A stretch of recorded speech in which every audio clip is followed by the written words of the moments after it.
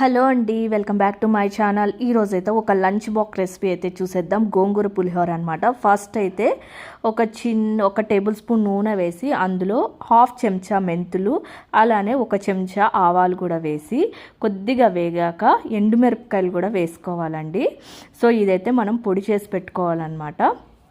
So ఇవి బాగా వేగాక పొడి చేసుకొని పెట్టుకోవాలండి. సో ఈ లోపల ఇంకొంచెం నూనె వేసుకొని ఎంతైతే గోంగూర కావాలో అంత గోంగూర దాంట్లో వేసేసేసి లైట్గా ఉప్పు, అలానే కొంచెం పసుపు, ఇంగువ కూడా వేసేసేసి మనం ఇందాక వేయించి పెట్టుకున్నాం కదా, అది పొడి చేసి పెట్టుకోవాలి. అలానే ఈ గోంగూర కూడా వేసి ఇచ్చేసుకోవాలండి. ఒక కడాయి తీసుకొని అందులో నూనె వేసి శనగపప్పు, మినప్పప్పు, ఆవాలు, జీలకర్ర, అలానే గ్రౌండ్ నట్స్ అండి వేసి వేగాక కొంచెం పచ్చిమిరపకాయలు కూడా వేయాలి.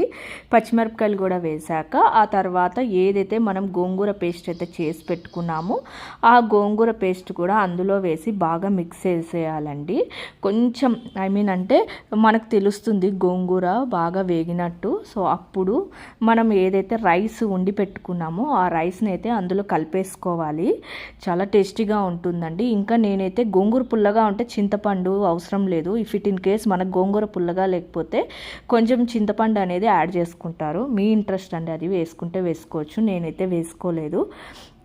ఇలా వేసేసుకొని రైస్ ఎంత క్వాంటిటీ కావాలో అంత క్వాంటిటీ రైస్ వేసి మనం కలిపేసుకొని లైట్గా ఉప్పు అయితే అడ్జస్ట్ చేసుకోవాల్సి వస్తుంది.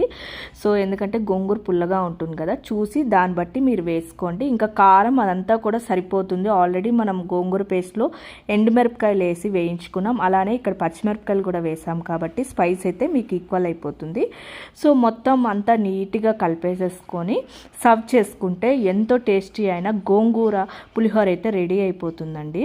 సో చాలా చాలా బాగుంటుంది. లంచ్ బాక్స్ రెసిపీస్ ఇలాంటివి చేసి పెట్టుకుంటే బెటర్ అనమాట ఆఫీసులకు వెళ్ళే వాళ్ళకి. Thank you.